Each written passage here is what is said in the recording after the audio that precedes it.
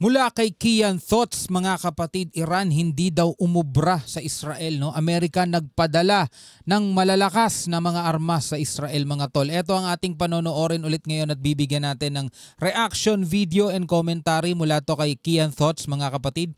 Huwag mo kalimutan mag-subscribe sa kanyang YouTube channel at kung bago ka pa lamang dito, huwag mo rin kalimutan mag-subscribe. Click mo na rin ang notification bell para ma-notify ka whenever na may mga bago tayong reaction video tulad nito.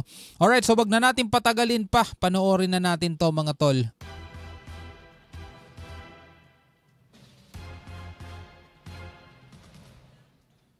Maluwakang pananabutahe sa mga major gas pipeline ng Iran ibinibintang sa Israel. Malaking dagok sa reputasyon ng Iranian government, partikular na sa intelligence at security agency ng bansang ito ang pagkawasak ng ilang bahagi ng mga pipelines na siyang nagbibigay ng supply ng petrolyo para sa pang-araw-araw na pangangailangan ng mga Iranian citizens. Dahil nga dito, di ba ang pinapangambahan nga na pwedeng atakihin ng Israel, mga tol, dito sa Iran is yung kanilang oil industry, di ba? At saka yung nuclear facilities nila, mga tol. So ito may nangyayari ngayon sa mga pipeline, no? Ito ay galit na galit ang Iran. Kaya naman naglunsad sila ng mga long-range ballistic missile test at simulation kung paano nila aatakihin ang F-35 military base ng Israel sa hinaharap. Ang mga military drills na ito ay bilang panibagong banta ng Iran sa Israel at bilang suporta na rin sa Hamas sa kasagsagan ng digmaan. Milyong-milyong dolyar naman na halaga ng mga bomba at armas ipapadala ng Amerika sa Israel bilang suporta sa tuloy-tuloy na giyera nito sa Gaza. Ako po si Roy Zen, welcome sa Kian Thoughts. Kung hilig mo ang mga ganitong videos, mag-like at mag-subscribe para lagi kang updated sa mga susunod na upload. Subscribe.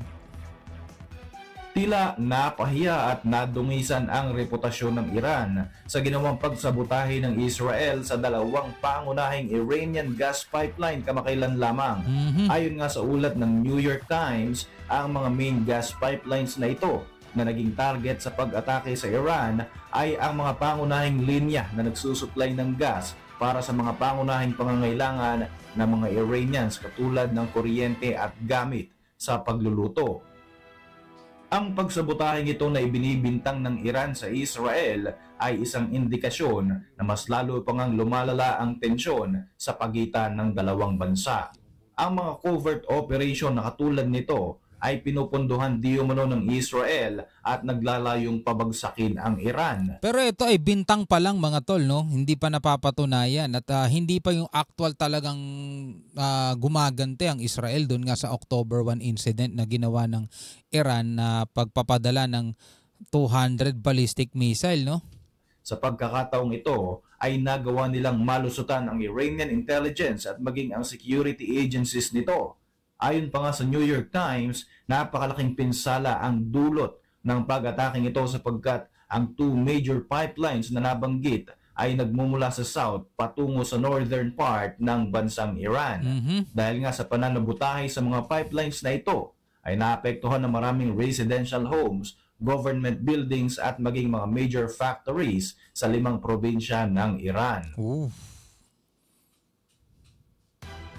In-acknowledge din ng oil minister ang mga pag-ataking ito sa kanilang oil infrastructures, subalit tumigil na sila sa paninisi sa Israel sapagkat lalo lamang nagiging kahiya-hiya ang pangyayaring ito para sa kanilang bansa.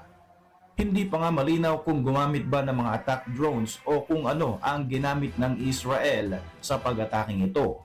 Galit na galit naman ang Iran sa kahihiyan na kanilang natanggap mula sa pangyayaring ito. Kamakailan nga lamang ay nagsagawa sila ng long-range ballistic missile test mula sa kanilang warship upang bigyan ng babala ang Israel at upang ipakita ang kanilang military power.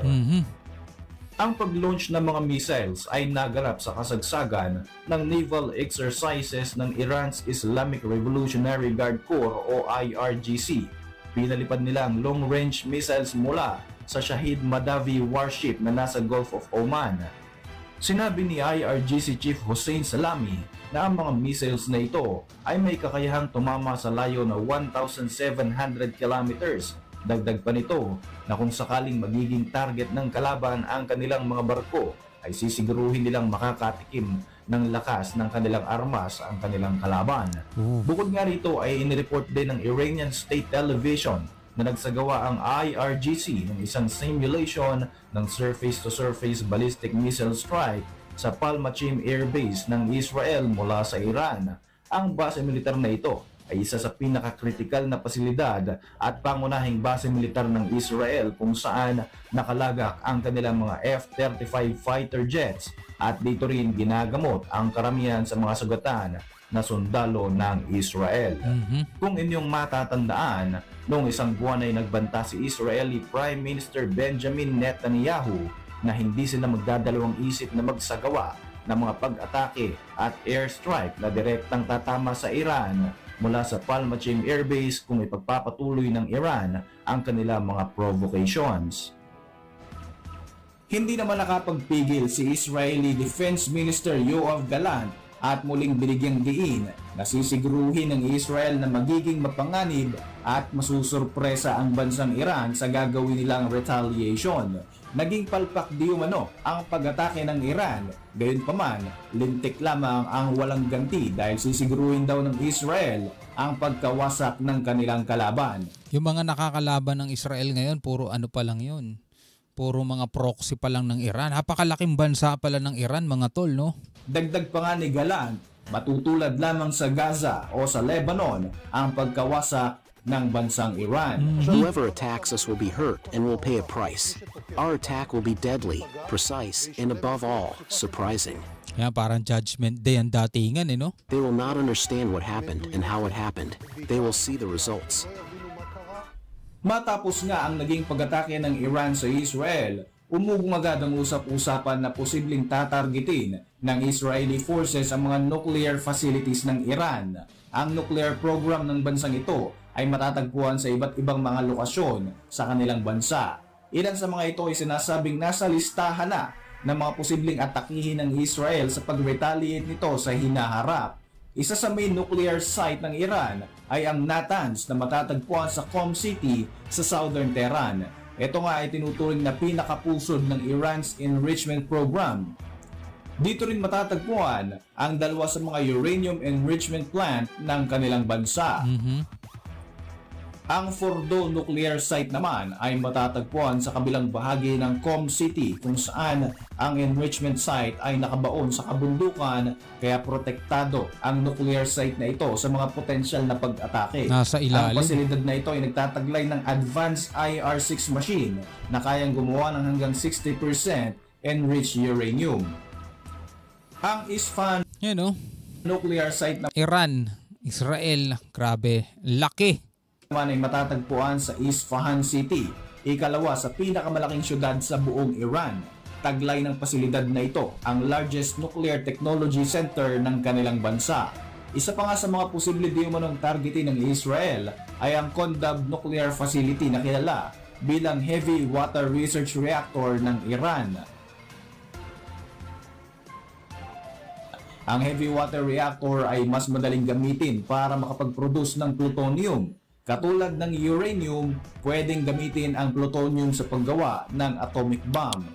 Ayon sa International Atomic Energy Agency, inabisuhan na nga sila ng Iran na magiging online na ang reactor na ito pagpasok ng 2026. Samantala, ang Bushehr nuclear site naman ay ang kaisa-isang operating nuclear power plant na matatagpuan naman sa Gulf Coast ng Iran.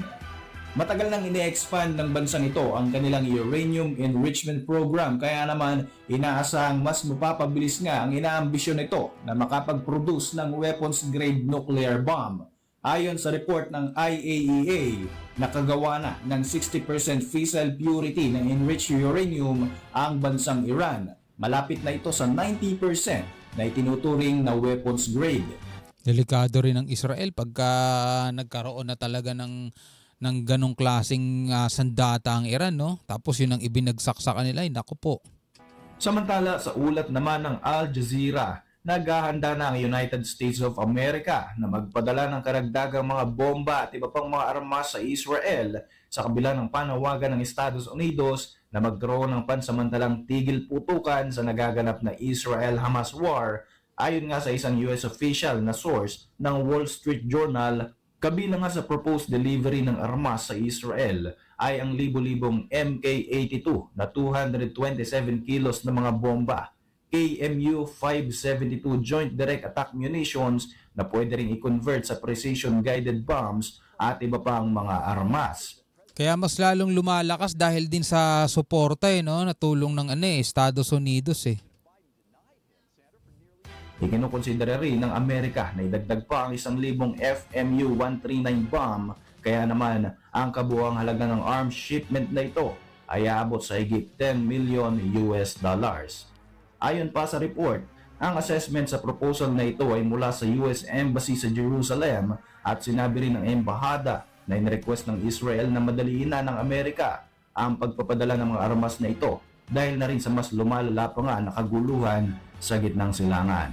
Alam niyo mga tol, kahit halimbawa rito sa Pilipinas, kahit sabihin natin ang Amerika tumutulong talaga at sumusuporta, diba? Hindi pa rin natin nanaising magkaroon ng ganyang kaguluhan dito sa atin. Kasi unang-una wala tayong Iron Dome. Mga tol, imagine mo kung 200 ballistic missile ng China paulanin sa Pilipinas, mga kapatid, Talagang ang daming bababagsakan kasi wala naman tayong pang Iron Dome na katulad ng sa Israel, mga tol. Diba? Kahit sabihin natin popondohan tayo ng Amerika, wag naman sana mangyari to mga tol dito sa atin. Para sa inyong mga reaksyon, mag-iwan lang. Grabe mga nangyayari ngayong kaganapan Pero sa tingin ninyo mga tol, may pag-asa pa kayang matapos at magwakas itong labanan na to o talagang hanggang kahuli-hulihan ubusan na lang talaga Sabi nga gano'n ni Trump di ba? Ang hangarin daw mga tol ng nitong mga kalaban ng Israel is kalad ka rin papalabas ng Israel o ng Holy Land itong mga Hudyo, itong mga Jewish, kaya hindi talaga magtitigil pero mga kapatid, wala kasi tayong magagawa dyan ang magagawa lang natin is makibalita at makita natin kung ano yung pangit na mga nangyayari sa mga lugar na yan na wag nating hahangarin na mangyari din dito sa atin Anyway, bilang isang tao, ano masasabi mo dyan? Comment ka na lamang sa ibaba. Hanggang sa muli, ako nga pala si Shobaldi. Peace out.